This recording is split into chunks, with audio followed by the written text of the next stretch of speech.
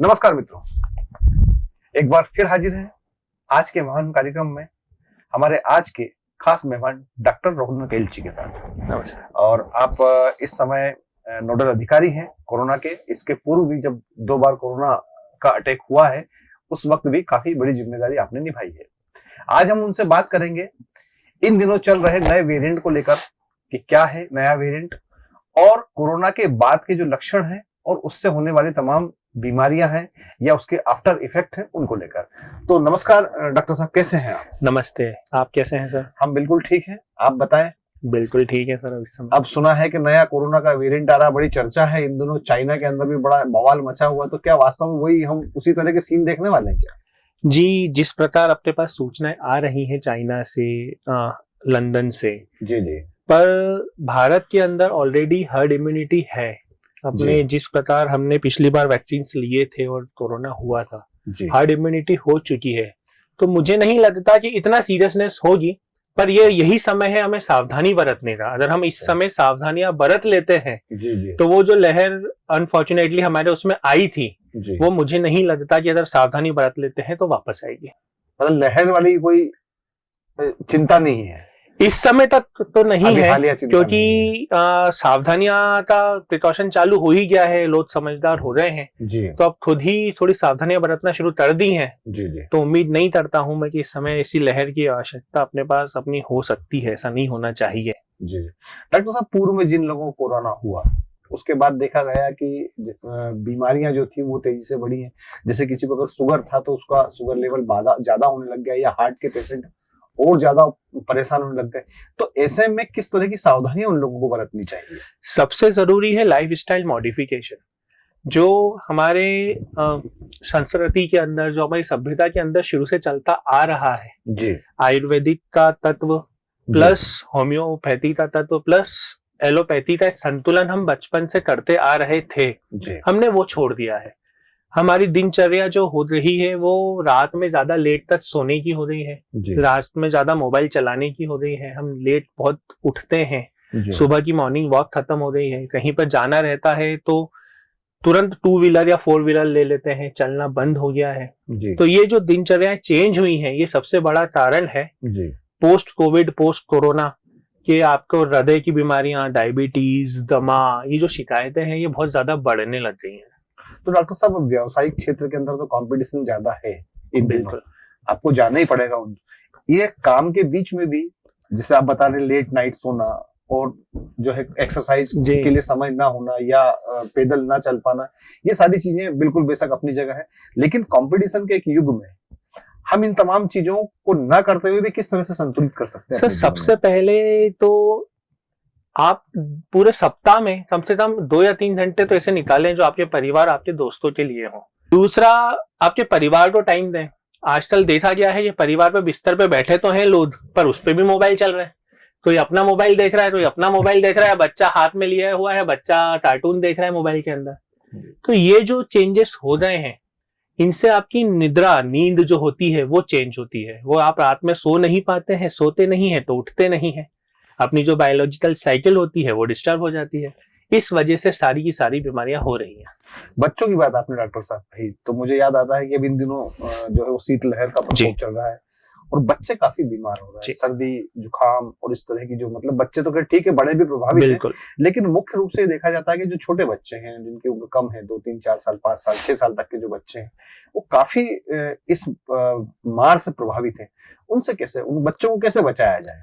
Sir देखिए, क्योंकि शीतलहर के अंदर जरा सा भी ठंड लगती है तो सबसे जो नाजुक व्यक्ति बोल सकते हैं वो बच्चे ही होते हैं, क्योंकि उनकी इम्यूनिटी एक तो कम होती है बहुत ज्यादा। दूसरी चीज, उन्हें पता नहीं होता कि उन्हें ठंड लग रही है, वो बोल नहीं सकते हैं। तो ये जवाबदारी हम पेरेंट्स की, हम माता पिताओं की बनती है कि एटलीस्ट उनको पूरी तरह से कवर करके रखें। कोशिश करें जबरदस्ती बाहर ना निकले। जैसे आजकल देखने में आता है, बाइक पे बिठा लेते हैं, बच्चों को पकड़ लेते हैं, उन्होंने ऊपर से सब पहना रखा है, पीठ पूरी खुली हुई है। ये छोटी छोटी बारीकियां हैं। इस वजह से क्या होता है कि एक बार ठंड बैठी तो बच्चों को आप इतनी हेवी दवाइयां नहीं दे सकते, एडमिट नहीं कर सकते, तो उन्हें फिर ठीक होने में टाइम लगता है। आप ज्यादा हेवी दवाइयां देंगे तो उनके इंटेस्टाइन्स पे असर पड़ेगा। तो कोई भी समझदार डॉक्टर्स किसी भी बच्चे को बहुत हेवी दवाइयां नहीं देता है। इसलिए भी आप ये कर सकते हैं, रात में जो अपने नानी दादी के नुस्खे रहते थे, भारत का दूध है, हल्दी का दूध है, ये नियमित रूप से शीतलहर के अंदर रात में बच्चों को पिलाएं। आप भी पिए, बच्चों को भी पिलाएं। आप रोज खारक उठवा रोज खारक का दूध बनाए, रोज खारक का दूध पी के सोए। अपनी हल्दी चाय में डाल के पी लें। आप हनी के साथ, अपने शहद के साथ हल्दी तो एक चम्मच में ले लें, च्यवनप्राश ले लें। ये जो नेचुरल तरीके हैं जिससे हम बचपन से इम्यूनिटी बढ़ाते आ रहे हैं, ये कहीं ना कहीं लुप्त हो रहे हैं। उनका हमें वापस उन्हें जाना पड़ेगा उस तरफ। अच्छा डॉक्टर साहब, जैसे मैंने आपसे पूछा कि इन दिनों जो नया वेरिएंट है, तो वो उस वेरिएंट के बारे में बताएं, क्योंकि अभी हाल में हमने देखा कि विदेशों से कुछ जो लोग आए हैं उनमें वो सिम्टम्स पाए गए हैं कोरोना के, और इस बात को लेकर चर्चाएं भी, और लोग तो सामान भरना भी शुरू कर दिया लोगों ने कि यार कहीं ऐसा नहीं कि दोबारा उसी लहर का सामना करना पड़ जाए।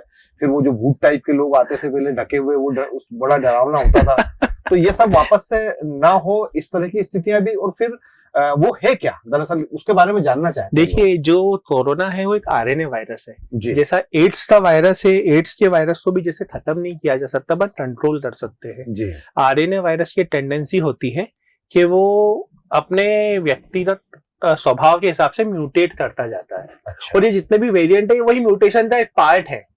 जैसे ही आप उसको ठीक करते हो वो हल्का सा म्यूटेट कर देता है। अच्छा। और उसका मूल जो सर्दी खांसी बुखार है वो नहीं छोड़ पाता वो।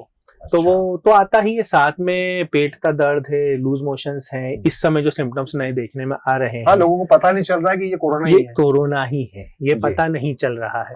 पर देखिए, आप कोरोना का एक जो तत्व आप 2 सालों से देखते आ रहे हैं कि मान लीजिए घर में किसी एक को लूज मोशन हुआ तो जरूरी नहीं सबको होगा जी, जब तक के कोरोना का इफेक्ट ना हो जी। सर्दी खांसी होती थी तो बहुत टाइम लगता था दूसरे व्यक्ति को होने में घर के अंदर। ऐसा जरूरी भी नहीं था कि सबको हो जाए, कोरोना के पहले की बात कर रहा हूँ। पर अब हो रहा है ऐसा। अगर मान लीजिए घर के अंदर किसी एक को बुखार आ रहा है और 2-3 दिन बाद, 4 दिन बाद वापस दूसरे को आ रहा है, तो सचेत होने की आवश्यकता है इसमें कि कहीं ना कहीं कोरोना हो सकता है, मतलब संक्रमण होने की संभावना है। तो उसके लिए आप जांच कर लीजिए। पहले ऐसा डर था कि जांच के बाद हम टीम से बंद कर देते थे, सब कर देते थे, पैक कर देते, जेल बना देते। बिल्कुल। तो मैं आश्वासन देता हूँ कोरोना नोडल होने के नाते उज्जैन का कि अभी ऐसी कोई भी सूचना या आदेश हमें ऊपर से नहीं आया है।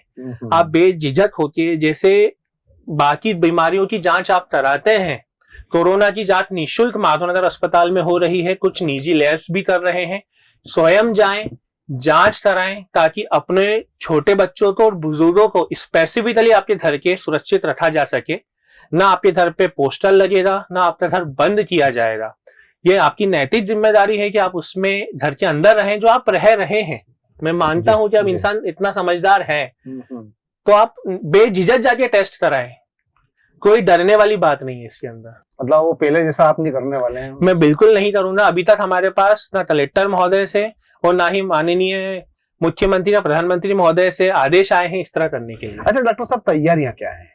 मतलब ये तो तय है कि इस बार प्रशासन और सरकार दोनों सचेत है। हाँ, पहले के मुकाबले काफी सचेत है। तो किस तरह की तैयारियां, मतलब ईश्वर ना करे कि इस तरह के हालात बने, हम या कोई भी नहीं चाहता है। लेकिन कभी ऐसी स्थितियों का अगर निर्माण हुआ तो स्वास्थ्य विभाग ने और गवर्नमेंट ने और आपके यहाँ की जो स्थानीय आपका जो ढांचा है स्वास्थ्य का, उसने क्या तैयारियां कर रखी हैं? पूरी तरह से तैयार हैं सर हम। हमारे पास जानना चाहेंगे। हाँ, बिल्कुल। अभी माधवनगर को हमने डेडिकेटेड कोविड हॉस्पिटल बना रखा है जी। तो उसमें 125 ऑक्सीजन बेड प्लस 34 आईसीयूज तैयार हैं। जिसमें अपने पास 14 वेंटिलेटर तैयार हैं और 35 कॉन्सेंट्रेटर तैयार हैं। लगभग 50 से ज्यादा ऑक्सीजन के सिलेंडर्स हैं, लिक्विड ऑक्सीजन है। 12 प्लांट सुचारू रूप से पूरे उज्जैन जिले के अंदर ऑक्सीजन के चल रहे हैं। और अगर ईश्वर ना करे पर कभी मौका आता है तो हमारे पास 153 बेड चरक के अंदर तैयार हैं, जिससे 50 पिछली बार हमने आरडी गाड़ी लिया था तो हम 500 वहां के ले सकते हैं, 200-250 अमलतास के ले सकते हैं। नागदा ये सब मिला के 1000-2000 बेड हो जाते हैं अपने पास, 1500 के आसपास। ईश्वर ना करे जरूरत पड़े, पर हाँ हम पूरी तरह से तैयार है, पूरी तरीके से तैयार है। तो बातों का सिलसिला हम जारी रखेंगे। मिलते हैं एक छोटे से ब्रेक के बाद। कल्पाक्ष विद्या परमम बलम। UPSC, MPPSC, NDA, CDS, SSC banking एवं व्यापम। आखिर क्यों है हम बेहतर?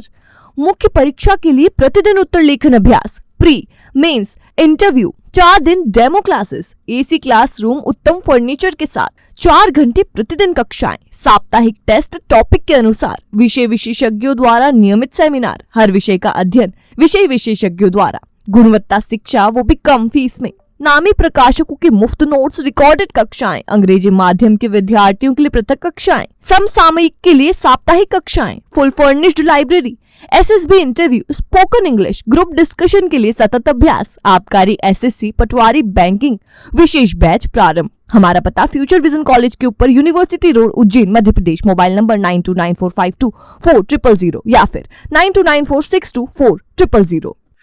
तो मित्रों, एक बार पुनः हाजिर है डॉक्टर रौनक एलची के साथ तमाम मुद्दों को लेकर बातचीत करेंगे। तो डॉक्टर साहब, एक बार पुनः आपका स्वागत है। Thank you so much.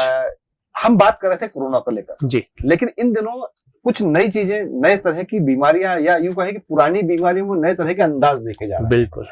अब देखा जा रहा है कि 20-25 साल का जो बंदा है उसको अटैक आ जाता है। हाँ। और ऐसा अटैक आता है कि वो हॉस्पिटल जाने से पहले ही दूसरे घर चला जाता है ना। कमोबेश शुगर को लेकर भी इसी तरह की परेशानी आ रही है कि आजकल 3 साल, 2 साल, 4 साल, 5 साल के बच्चे जो है वो डायबिटीज से परेशान है। तो ये क्या, ये इसको ये माना जाए कि आफ्टर कोरोना, या फिर ये माना जाए कि कुछ और चल रहा है जो हमें नजर नहीं आ रहा है? आखिर क्या है ये? ऐसा क्यों हो रहा है कि जो है वो बहुत कम एज में आजकल जो है वो बड़ी गंभीर बीमारियां, जो 50 साल 60 साल की उम्र में जो बीमारियां होती थी, अटैक की परेशानी होती थी, या श्वास की परेशानी होती थी, या शुगर की परेशानी होती थी, वो आजकल देखने में आ रहा है कि बहुत कम एज के जो बच्चे हैं वो न केवल उससे इफेक्टेड हो रहे हैं, बल्कि उससे इतने ज्यादा इफेक्टेड हो रहे हैं कि वो कई लोगों की तो उससे मृत्यु हो रही। तो क्या है ये, बताएं इसके बारे में। सर देखिए, जैसा कि मैंने पहले भी बताया अपने लाइफ स्टाइल के बारे में जी, इस समय का मॉडिफिकेशन इतना ज्यादा हो चुका है कि जो जी। बीमारियां लगभग 40-45 के बाद होती थी, जिन्हें हम ओल्ड एज बीमारियां बोलते थे, जी, वो इस समय 30+ होने लग गई हैं, दिखने लग गई हैं। आपके पास अगर अपन रेशो निकालते हैं जी, तो मध्य प्रदेश के अंदर जी, अगर अपन रेशो निकालें तो 30+ स्क्रीनिंग का जो हमारा रेशो है जी, वो 16% के आसपास है। मतलब 22 लाख की उज्जैन की पॉपुलेशन में 8 लाख के आसपास हमें स्क्रीन करने हैं 30+ लोग। अच्छा, हाँ, अपने बीपी के लिए, हाइपरटेंशन के लिए। जी, अगर हम उससे स्क्रीन करते हैं तो उसमें से बहुत सारे नए पेशेंट्स मिल रहे हैं, जो कि बहुत ही दुखद स्थिति है इस समय। अच्छा, उसकी एक सबसे बड़ी वजह जो है वो यही है कि हम रात में बहुत बहुत बहुत लेट सो रहे हैं। अगर आप एवरेज सोने का आप टाइम निकालेंगे यंगस्टर का 30 to 40 का, तो मुझे ऐसा लग रहा है कि वो 12:30, 1 या 2 के आसपास एवरेज आएगा आपके पास। अगर आप रैंडमली 10 लोगों को आप पूछेंगे कि आप कब सो रहे हैं, तो जो एवरेज आएगा वो 12 के बाद ही आएगा। 12 के बाद ही आता है। तो ये जो 12 के बाद वाला सोने का है, ये बायोलॉजिकल साइकिल पूरी तरह डिस्टर्ब हो चुकी है। आपका हृदय जो है, आपका मस्तिष्क जो है, वो ये चाहता है कि आप आराम से 10 साढ़े 10 बजे के आसपास बिस्तर पर हो जाएं और सूर्यास्त के पहले 4:30-5 बजे उठें। जो अपने मुनि बता रहे हैं, ऋषि मुनि जो बता रहे हैं टाइम, जो ब्रह्म मुहूर्त कहा जाता है जिसे हमें संस्कृति के अंदर, उस समय उठना चाहिए। पर कोई नहीं उठ पाता। कोई नहीं उठ पा रहा है। क्यों नहीं उठ पा रहा है? क्योंकि हम रात में सो नहीं रहे हैं। हम फोन अपने पास रख के सोते हैं, रात भर ऑन रहता है, रात भर बजता रहता है, आपकी नींद आधी अधूरी होती है। तो जब नींद नहीं होती है, जो हम बोलते हैं कि 6 घंटे की साउंड स्लीप जिसको बोलते हैं, वो हो ही नहीं रहा। गहरी निद्रा। गहरी निद्रा जब वो नहीं हो रही है तो ये सब बीमारियां तो होंगी। वेस्टर्न की तरफ अपन जितना जाते जाएंगे, वेस्टर्न बीमारियां भी मिलती ही जाएंगी आपके पास। फास्ट फूड, पिज्जा, बर्गर, ये नियमित रूप से हो रहे हैं। हर एक चौराहे पे आपको 10 इंस्टॉल मिल जाएंगे, 10 इंस्टॉल पे सारी चीजें मिलती हुई मिलेंगी और सारी चीजें अच्छे से बिक रही हैं। तो कोई ना भी तो खा रहा है तभी बिक रही है। तो डॉक्टर साहब, सिर्फ वहीं तक के फास्ट फूड तक आप हम देखते हैं कि हाइब्रिड सब्जियां भी आ रही हैं, हाइब्रिड फूड्स भी आ रहे हैं, तो बचे कहाँ पर? सवाल ये उठता है कि अगर मान लो ये सब चीजें भी कर ली जाए, जो हमारे खान पान के अंदर जो विकृतियां पैदा हो गई हैं, जो खान पान के अंदर हमारा जो है वो मिलावट आने लग गई है, उसको लेकर भी तो फिर ये सारी चीजें हैं। बिल्कुल सही कह रहे हैं आप, पर फिर भी अपन जहां तक कोशिश कर सकते हैं वहां तक तो करना ही चाहिए। देखिए, अपन सब्जियां प्रॉपरली नहीं कर सकते, हर इंसान अपने घर के अंदर उगा नहीं सकता, उसको पॉसिबल नहीं है। पर प्रैक्टिकली अगर आप रेशो निकालें तो जिसको बैलेंस डाइट बोला जाता था, वो बैलेंस डाइट खाने की एटलीस्ट 5 दिन तो कोशिश कर सकता है सप्ताह में इंसान। ओके। जो दाल चावल, जो एक थाली जो बनती थी, आप पहले देखा जाए किसी भी, आप महाराष्ट्रियन थाली ले लीजिए या गुजराती थाली ले लीजिए, राजस्थानी थाली ले लीजिए, जी। वो थाली वर्ड कहाँ से आया? वो बैलेंस डाइट होता था। Okay okay. तो वो जो बैलेंस डाइट है वो तो आप 5 दिन खा ही सकता है इंसान। उन 5 दिन के बाद भले ही छठे दिन एक बार चीट डे के रूप में जैसे जिम में होता है वैसे कर ले, पर हम क्या करते हैं 5 दिन फास्ट फूड खाते हैं और एक दिन चीट डे में बैलेंस डाइट खाते हैं। इस रेशो को बदलना बहुत जरूरी है। डॉक्टर साहब, जैसे आपने बताया असंचारी रोग जी। जो है, जैसे दमा है जी या जी जी हार्ट पेशेंट है जी। या जो है शुगर है, इन तमाम लोगों को, तमाम बीमारियों को लेकर भी आप उसको मॉनिटरिंग कर रहे जी हैं। जी जी मैं नोडल हूँ। तो आप नोडल अधिकारी हैं। जी। गवर्नमेंट की तरफ से क्या व्यवस्थाएं हैं जरा, क्योंकि अमूमन होता ये कि गवर्नमेंट की योजनाएं तो बहुत सारी लाती है, जी जी लेकिन प्रचार प्रसार को लेकर वो हमेशा पिछड़ी हुई रहती है। बनिस्पत निजी जो हॉस्पिटल्स होते हैं वो जी। ज्यादा बड़े बड़े विज्ञापन दे देते हैं, पंपलेट बढ़ जाते जी, हैं जी, और जी। तमाम तरह की चीजें हो जाती है, लेकिन जो गवर्नमेंट की अच्छी योजनाएं भी जी लोगों तक पहुंच इसलिए नहीं पाती क्योंकि आपके पास में एक प्रचार का जो तरीका है वो शायद मेरे ख्याल से व्यवस्थित नहीं है। जी। तो आप चूंकि स्टूडियो में मौजूद हैं तो हम चाहेंगे कि अपने दर्शकों को आप बताएं कि बिल्कुल। ये जो व्यवस्थाएं आपके द्वारा रखी गई हॉस्पिटल के अंदर हैं वो क्या क्या है और किन किन बीमारियों को लेकर जी। क्या सुविधाएं गवर्नमेंट उसमें जो है वो दे रही है। जी। जिसे असंचारी रोग, जो असंक्रमण वाले रोग होते जी, हैं, जी। गैर संचारी जिसे हम कहते हैं, जी। उसके अंदर हृदय के सारे रोग आते हैं, डायबिटीज आता है, दमा आता है, थायराइड आता है, वो सभी रोग जिन्हें फैलते नहीं है जो वो जी, सब जी, उसमें जो अंदर आ जाते हैं, संक्रमित नहीं होते हैं, वो जी, जी। सारे आ जाते हैं। जी। तो उसके लिए जो गवर्नमेंट है उनके अंदर बताया एनसीडीओ वृद्धजन क्लिनिक बना हुआ है, जी। अपने सिविल हॉस्पिटल में बना हुआ है, सभी HCHC PHC दवाओं में जितनी भी बने हुए सब जगह बने हुए हैं। जी। इनफैक्ट इस समय गवर्नमेंट की तरफ से जो HCWs बनाए हैं, जो गांव-गांव के अंदर छोटे से सेंटर बनाए जहाँ पे CHO बिठाई है, अच्छा। उन CHO को भी यही निर्देश है कि आप BP की मॉनिटरिंग करिए 30+ गांव के अंदर, और टेलीमेडिसिन की सुविधा जो दी गई है, ई संजीवनी OPD जो चालू करी है मुख्यमंत्री महोदय ने, जी। उनसे ई संजीवनी OPD से हम वहां से ही बैठे बैठे आप मेडिसिन वाले डॉक्टर से संपर्क करके कुछ अगर बीमारियां होती हैं तो दवाइयां जो होती हैं वो आप पूछ सकते हैं। ये सुविधा उपलब्ध है ऑनलाइन हर छोटे से छोटे एरिया में, मतलब गांव एक छोटे से 1000 की पॉपुलेशन के अंदर भी आपके पास एक CHO मिल जाएगा मध्य प्रदेश में।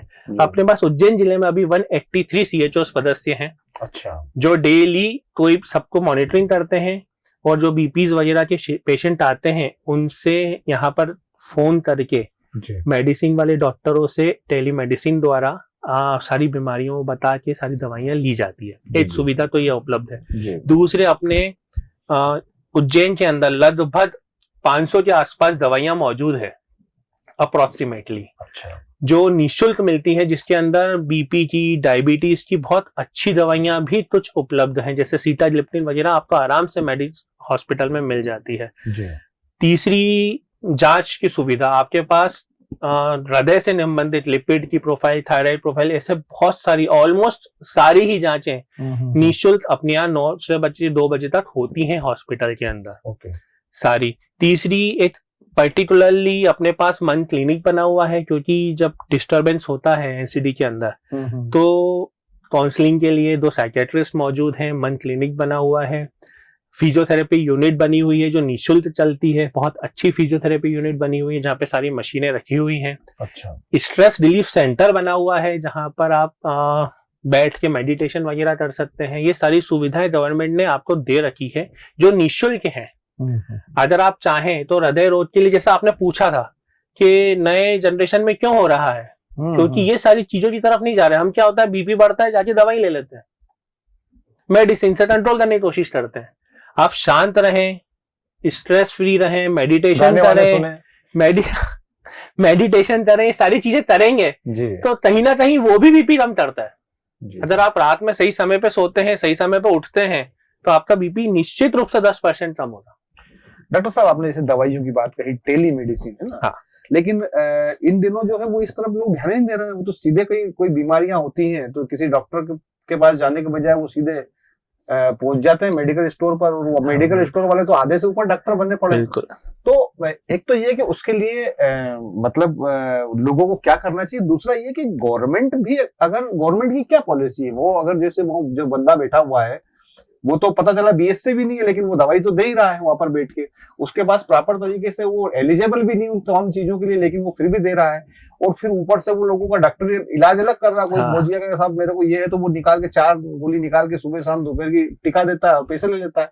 तो उससे क्या नुकसान होते हैं और इन चीजों को रोका भी कैसे जाए, मतलब दोनों तरफ से, एक जो बीमार पक्ष है वो, और दूसरा जो दवाखाने मतलब जो मेडिकल स्टोर हैं उन पर किस तरह का अंकुश लगाया जाना चाहिए। ये दोनों चीजें दर्शक जानना सर सबसे पहले तो ये बिल्कुल ही गैर कानूनी है।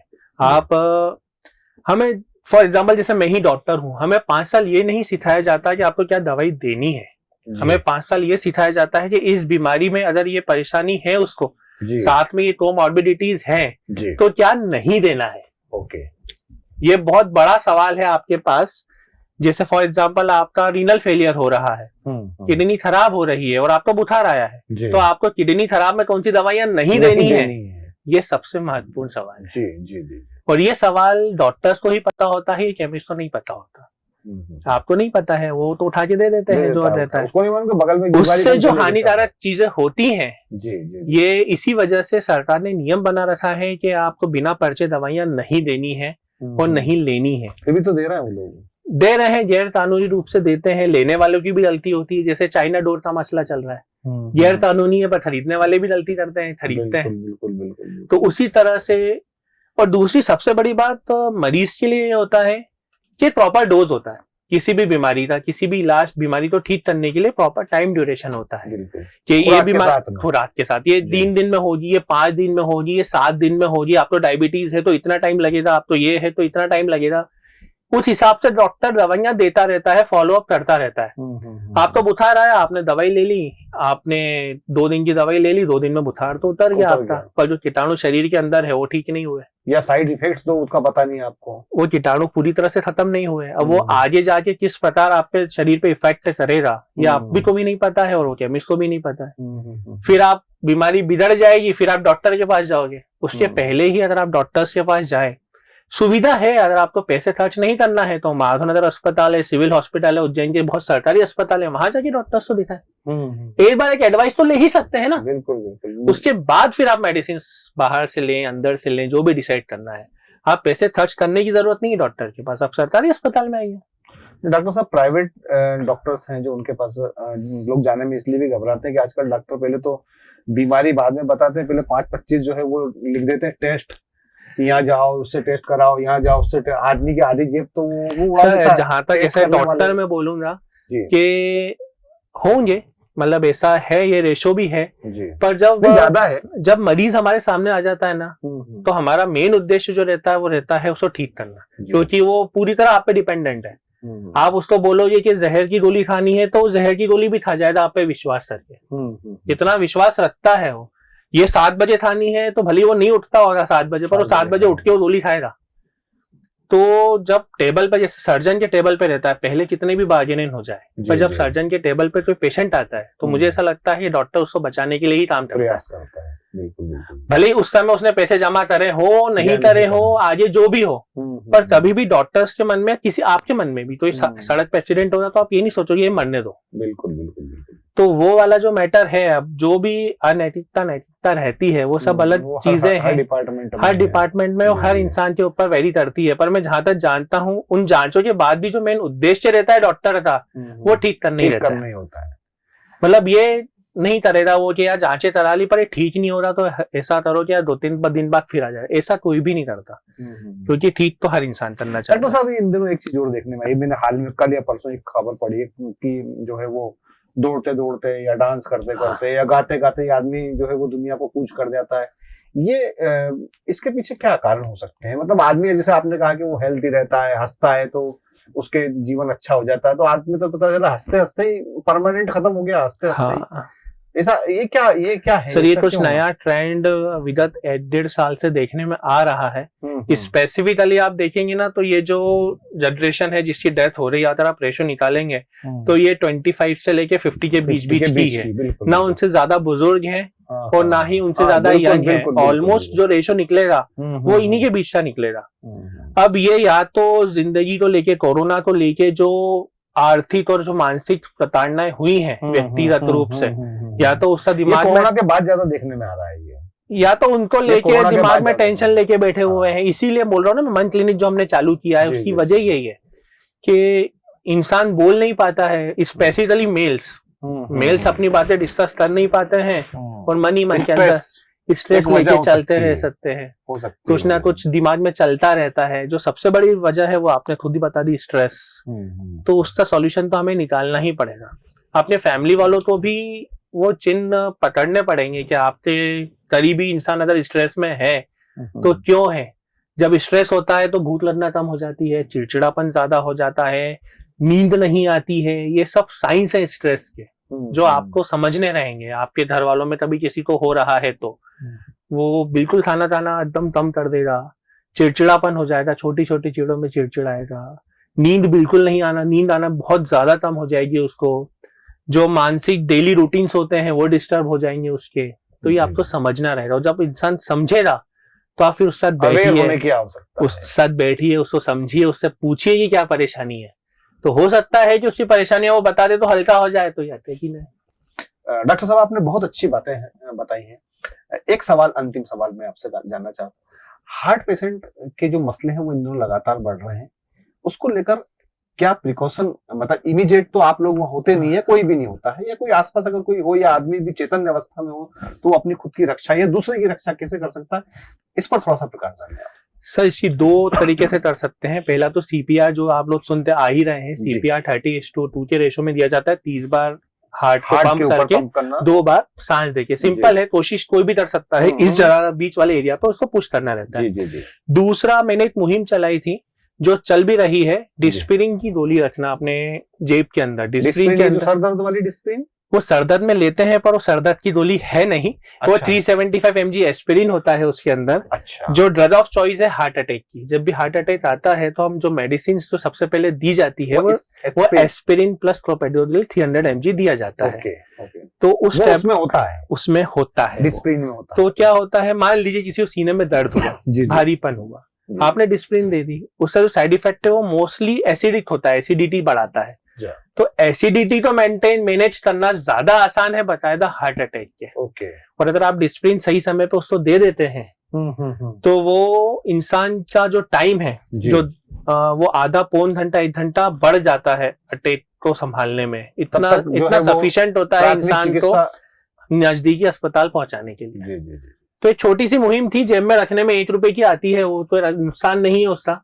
उसको जेब में रख के रखें। मतलब सर दर्द की गोली आपकी जान बचा सकती है। बिल्कुल, वो सर दर्द में इसीलिए देते हैं क्योंकि वो वैसोकॉन्स्ट्रिक्टर होती है, वैसे वो सर दर्द की गोली है नहीं।